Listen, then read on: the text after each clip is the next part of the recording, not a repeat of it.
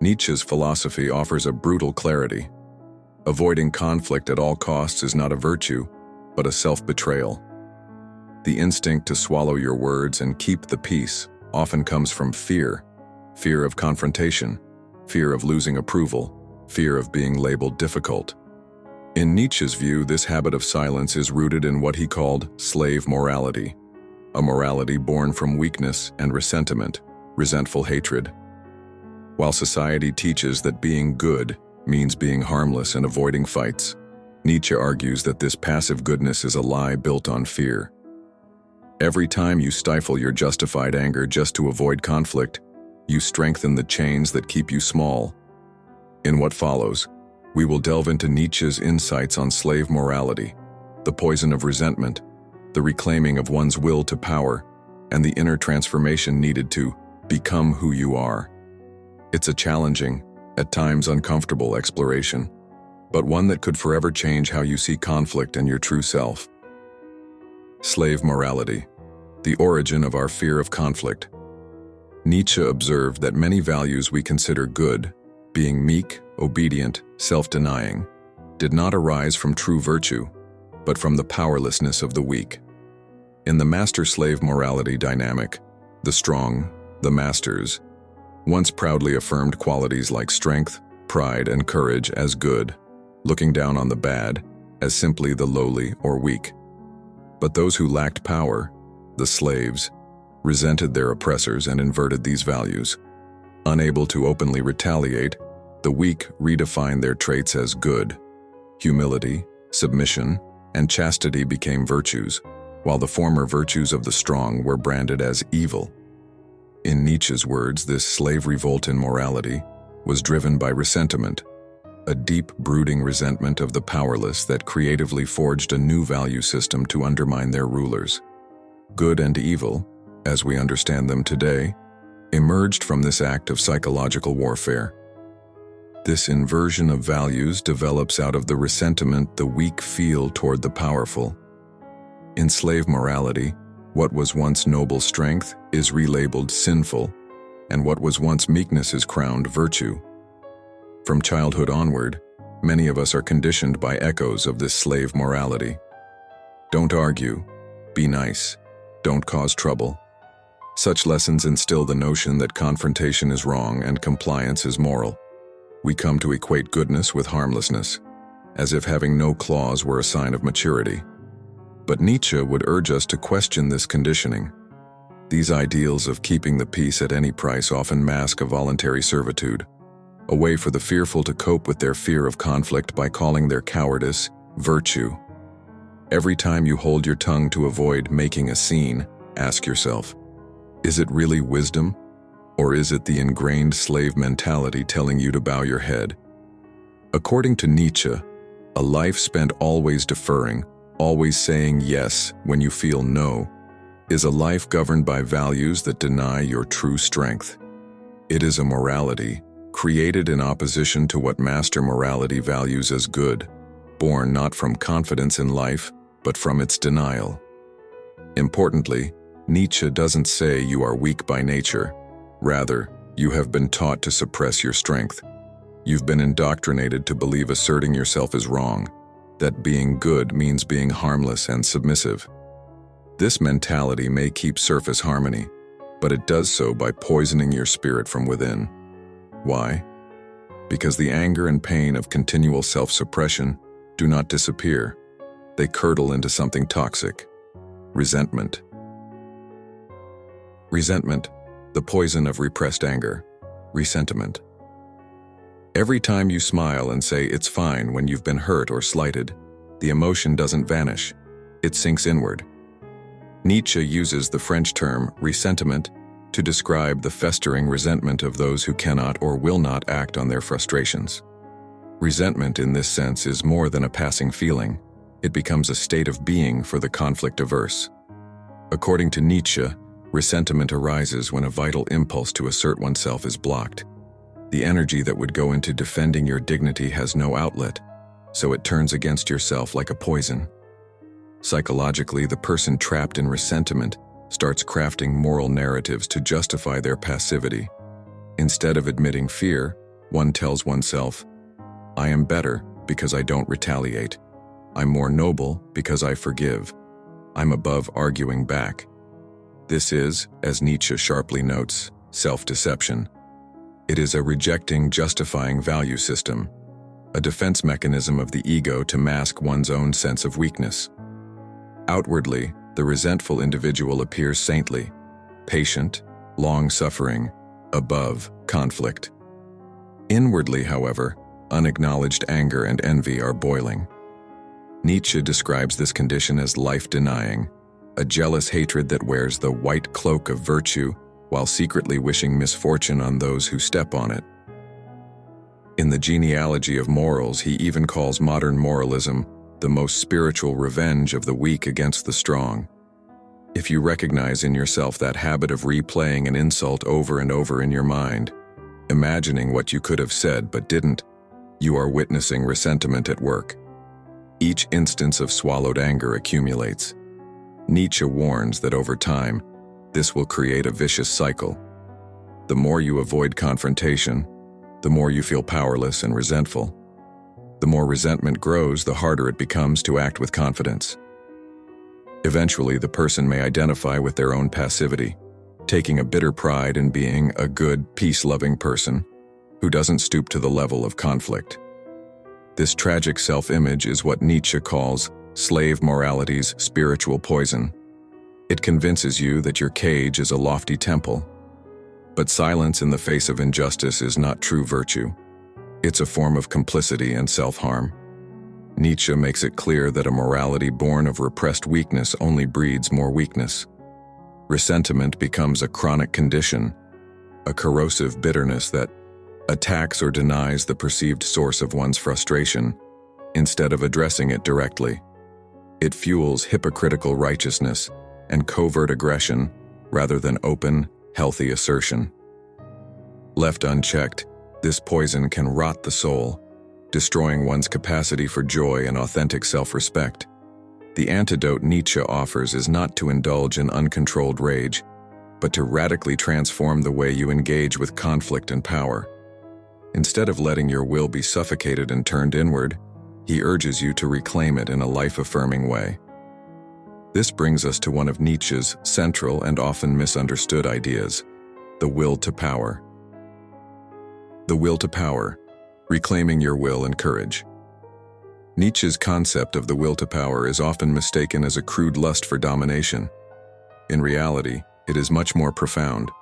It is the fundamental life drive for growth, expansion, and strength.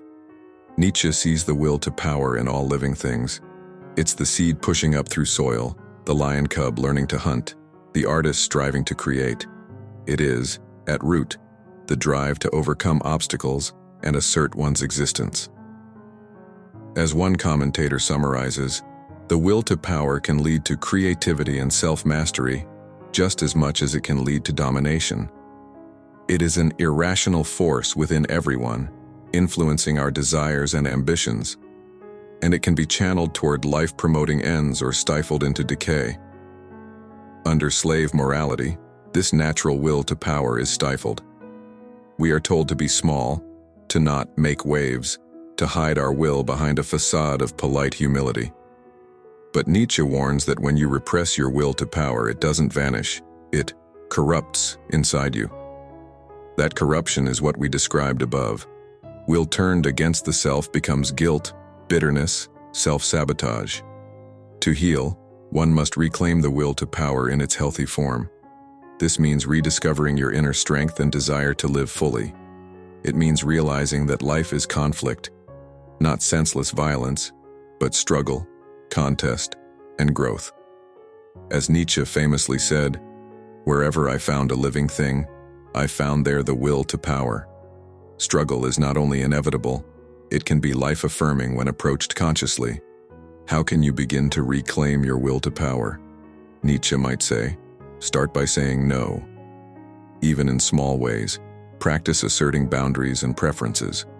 The simple act of refusing what feels wrong is powerful. It reawakens the part of you that knows you have a right to exist on your own terms. Learn to say no, Nietzsche would insist. Learn to not be ashamed of your will. This is not about becoming aggressive for its own sake. It's about ceasing to be oppressed, including by your own fear. True empowerment for Nietzsche was never about trampling others.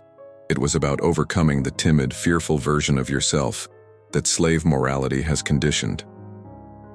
In Thus Spoke Zarathustra, Nietzsche praises those who will their own will and create their own values, rather than living as mere obedient shadows. Recovering the will to power is essentially the process of coming back to life. Instead of viewing conflict as evil, you begin to see it as a natural arena where you can assert your values and test your strength. Nietzsche believed that conscious confrontation, facing challenges openly and bravely, is an act of affirmation, a way of saying yes to your existence and capabilities. By contrast, perpetual avoidance of conflict is a kind of living death, a submission to non-existence. To Nietzsche, what is good? Everything that heightens the feeling of power, the will to power, power itself. What is bad? Everything born of weakness. In this light, reclaiming your will to power is reclaiming the good in the Nietzschean sense, the vitality, courage, and creative force that make life worth living. Of course, such a transformation is not easy. Nietzsche knew that breaking out of the slave mindset requires a profound inner rebirth. He illustrated this journey with a brilliant metaphor: the three metamorphoses of the spirit, the camel, the lion, and the child. Through these stages, Nietzsche maps the path from burdened subservience to fearless creativity. Inner transformation, from camel to lion to child. In Thus Spoke Zarathustra, Nietzsche presents a powerful allegory of personal transformation. He asks us to imagine the spirit, oneself or will, undergoing three metamorphoses, first becoming a camel, then a lion, and finally a child. Each stage represents a different relationship to conflict, duty, and freedom, and perhaps you might recognize aspects of your own journey in them. The camel. This is the stage of burden and submission. The camel symbolizes a spirit that kneels down and says, "Load me up." It carries the heaviest weights, others' expectations, societal oughts, and dutiful obligations, and even takes pride in doing so. In Nietzsche's words, the camel spirit is a collector of burdens. It asks, "What is heaviest, that I may take it upon me and rejoice in my strength?" Many of us start our lives as camels, so to speak. We strive to be good by carrying what we're told to carry, be it family duties, social norms, or moral commandments. The camel is obedient and resilient, able to survive hardship, but this endurance comes at a cost. Over time, the weight can lead to bitterness and exhaustion. Nietzsche warns that if the camel remains in this state forever, it risks being poisoned by bitterness, despair, and the spirit of revenge. Eventually, the overload will break the camel's spirit. This is the person who suppresses their own desires for too long and feels secretly hollow or angry. For true growth, the camel must transform. It must venture alone into the desert, where it can unload those burdens and undergo a rebirth. The lion. In the lonely desert, the metamorphosis occurs. The camel throws off its load and becomes a lion. The lion represents the spirit of rebellion and self-assertion. Now the individual seeks freedom and to be lord in its own desert. Nietzsche says the lion spirit wills its own will. It says "I will" in a roar that challenges all external "thou shalts." In this stage, one confronts the great dragon Nietzsche calls "thou shalt." On every scale of this dragon is written a moral command imposed by tradition and authority. The lion must fight this dragon to liberate itself. Symbolically, this means saying no, a sacred no, to anything that enslaves the spirit. One needs to be a lion to defeat the law of "thou shalt," Nietzsche writes. This battle is difficult. It requires facing guilt, disapproval, and fear. The lion's courage is exactly the courage of confrontation, the willingness to clash with norms, to assert one's truth against opposition. Importantly, Nietzsche notes the lion's task is to create freedom for itself, to carve out a space in which a new life is possible. However, the lion's freedom is still defined in opposition. It is a destroyer of old constraints, but not yet a creator of new values. As Nietzsche says, to create new values that even the lion cannot do. The lion can only achieve freedom for oneself for new creation. After the lion's daring no, something even more miraculous is needed, an innocent yes to life. And so the lion, having won its freedom, must metamorphose into the child. The child. The final stage is the spirit reborn as a child, symbolizing innocence, creativity, and playfulness. Why a child? Nietzsche answers, the child is innocence and forgetting, a new beginning, a game, a self-rolling wheel, a first movement, a sacred yes. In this stage, you are no longer defined by the burdens you carry, the camel, or the enemies you oppose, the lion. Like a child at play, you engage with life for its own sake, with a sense of wonder and authenticity. The child doesn't need to rebel for the sake of rebellion. It has outgrown the whole framework of master versus slave, I will versus thou shalt. The sacred yes the child embodies is a yes to itself and to life. Nietzsche writes that in this state, the spirit now wills its own will, the world's outcast now conquers his own world. This means you create your own values and meaning, not in reaction to others, but as an expression of who you truly are. Conflict is no longer feared or sought out. It becomes simply part of the creative game of life, something you handle as needed but not with bitterness. The child spirit represents true freedom and self-mastery, the ability to say yes to life, to risk, to individuality, without the old weight of guilt or resentment. Nietzsche equates this stage with a kind of second innocence. You recover the seriousness one had as a child at play, a seriousness which is joyful and fully present. In practical terms, reaching the child stage means you have made peace with the necessity of sometimes disappointing or opposing others. You no longer define yourself by their judgments. You can assert, "This is my path," with the simplicity of a child building a sandcastle, not out of hatred of the past, but out of love of creation. These metamorphoses show that moving from a life of fear to a life of authenticity is a process. Many people remain stuck as camels, bearing their unhappiness under the false belief that it's virtuous to do so. Some manage to become lions, fighting for their freedom, but then get caught in endless battles.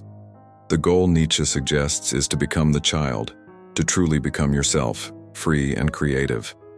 But how do you know who you really are, once you've shed the layers of conditioning?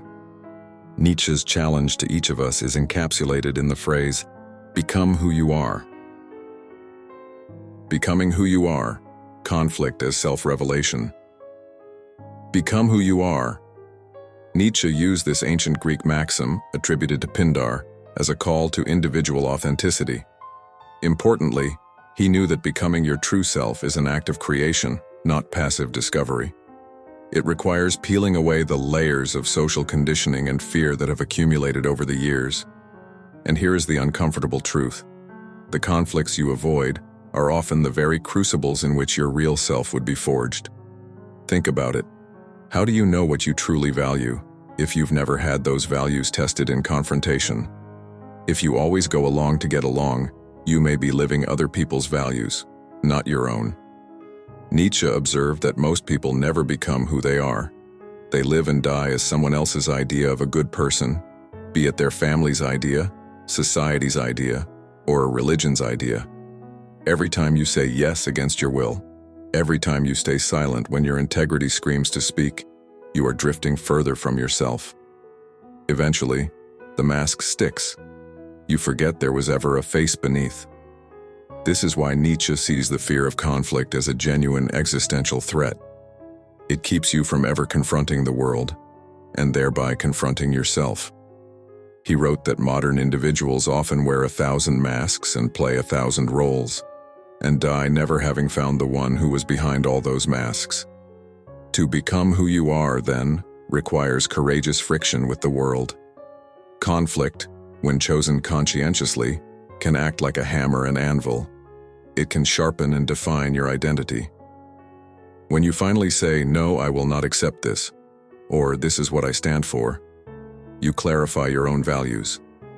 It may upset others. You may lose some approval you used to rely on.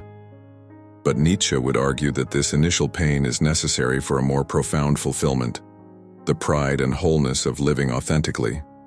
Indeed, he suggests that without conflict there is no self-knowledge, and without self-knowledge, life remains an empty theater, where you merely recite your lines.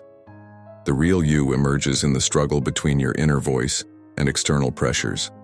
Each necessary confrontation, faced honestly, is a step in the journey toward becoming your true self. It's important to note that Nietzsche's ideal of authenticity is radically individual. No one can tell you exactly who to become. You must carve that path. This is why prepackaged moral codes and strict social scripts which demand uncritical obedience are anathema to him. Becoming who you are is not comfortable. It's not a natural, spontaneous process, but one that feels like a fight at times. You fight against your own cowardice and laziness, against the tug of the herd that wants you to remain predictable and safe. You might even say you must become a lion internally to protect the budding child of your authentic self. Nietzsche's emphatic point is that living to please others is a recipe for self-contempt. If you spend your years avoiding necessary conflicts just to be liked or seen as good, you may gain external peace, but at the cost of internal respect. Conversely, when you start affirming your own values, perhaps upsetting a few people in the process, you trade false peace for real self-esteem. Nietzsche calls this the seal of liberation, no longer being ashamed in front of oneself. How powerful is that? To not cringe at your own reflection because you know you haven't betrayed it. This liberation begins the moment you prefer self-honesty over social approval, even if that means conflict. Ultimately, becoming who you are means that your life aligns with your inner truth. And if that truth causes some conflict in the world, so be it. As Nietzsche's philosophy and the existentialists after him have stressed, an authentic life often demands shaking off the herd morality and standing alone, at least for a while. None of this implies seeking out conflict for ego's sake or becoming argumentative about everything. The point is selectivity and integrity, choosing the battles that matter to your soul. When injustice or disrespect crosses your path, silence is not golden. It's a surrender. Nietzsche would even say that unchecked peacefulness can be a sign of a broken spirit. True peace, for Nietzsche, comes after you've fought and won your inner sovereignty, not from avoiding the fight altogether. Which brings us to a final, crucial insight.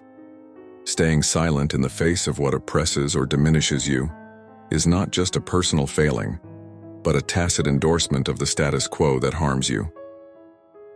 The cost of silence, from complicity to empowerment. Every time you decide to let it go when someone oversteps your boundaries, there is a hidden cost. Outwardly, you might maintain harmony. Inwardly, you pay with your self-respect. Nietzsche asks us to consider that inaction has consequences. When you consistently tolerate disrespect in the name of peace, you send a signal, to others and to yourself, that you are willing to be dominated. Your silence has a price, and it is often your dignity. Far from being neutral, silence in the face of injustice actually reinforces the behavior of the unjust. Bullies, narcissists, and bad actors count on the silence of the people they exploit. By not pushing back, you unintentionally permit the pattern to continue, both in your life and in the broader culture. Nietzsche saw clearly that a culture which prizes a false peace, a peace of subordination, ends up full of tamed individuals who are frustrated and unhappy. He does not mince words. A morality based on fear and passivity leads to the degeneration of the spirit. It produces what he called the last man, a complacent, conformist person who avoids all conflict and risk, seeking only comfort, a being Nietzsche regards with scorn. Such a life, he argues, misses the whole point of being alive, which involves challenge, growth, and self-overcoming. When you remain silent to avoid conflict, you are not building a better world. You are building a cage around yourself. And inside that cage, your will to live fully slowly suffocates. It's also worth noting that others can sense when someone lacks the will to defend themselves. Those with bad intentions may exploit your conflict-averse goodness, pushing your limits further. In this way, the silence you think protects you actually exposes you to more harm. Nietzsche would implore you to replace that naive safety with strength. Show the world you have a backbone. This doesn't mean being hostile or combative for no reason. It means having clear values and limits, and enforcing them when necessary. A person with self-won integrity carries themselves in such a way that exploiters think twice. Above all, Nietzsche champions courage, not the absence of fear, but the resolve to act despite fear. Courage, he wrote, is the best killer. It kills even guilt. Every time you act with courage in a conflict, you kill a bit of the guilt and doubt that have been programmed into you by slave morality. You prove to yourself that you are more than a passive pawn in others' games. Conflict, when it is necessary and principled, becomes the arena in which you affirm your own existence. You say, through your actions, I am here and I matter. This is worlds apart from engaging in conflict out of anger or ego. It is conflict as an expression of integrity. In practical terms, Nietzsche's message is a call to action. Do not stay complacently silent when your soul is screaming to speak.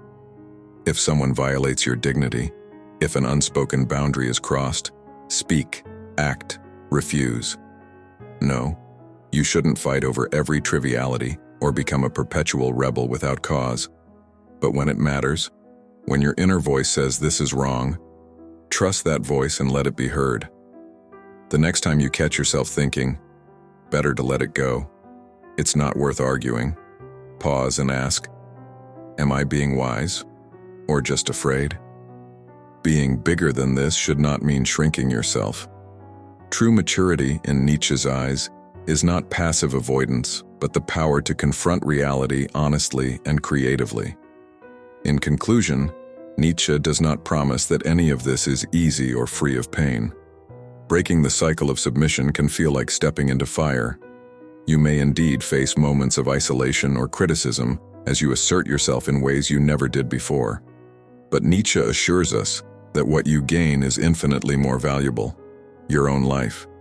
By learning to face conflict when necessary, you prevent the buildup of poisonous resentment. You stop being a martyr to false peace. Instead, you live with a straight spine, with what Nietzsche called a free soul. You realize that being good is not about being harmless. It's about being honest, brave, and fully alive. So, are you ready to reclaim your voice and become who you are? The decision is yours, and the time is now. As Nietzsche's philosophy urges, do not let your silence bury you. Every honest no in the service of your values is a sacred yes to your very existence. Embrace the necessary conflicts of life. They are the forge of authenticity and the gateway to a life lived on your own terms. No more living as a camel weighed down by fear. Unleash the lion within, claim your freedom, and then, in innocence and power, create your world like a playful child. In doing so, you won't just please yourself. You'll also contribute to a world where integrity triumphs over tyranny, one courageous voice at a time. Thank you for walking this path with us. If this message resonated with something deep inside you, it wasn't by accident. Nietzsche didn't speak to the surface, he spoke to the soul. Now, it's your turn. To stop shrinking. To stop apologizing for your will. To rise, not with anger, but with clarity. If you're ready to go deeper into the hidden forces that shape the self, from philosophy to depth psychology, make sure to subscribe to Neuromystique. Like, share, and most importantly, confront what you've been avoiding. Your voice matters, your life matters, and it begins when you stop staying silent.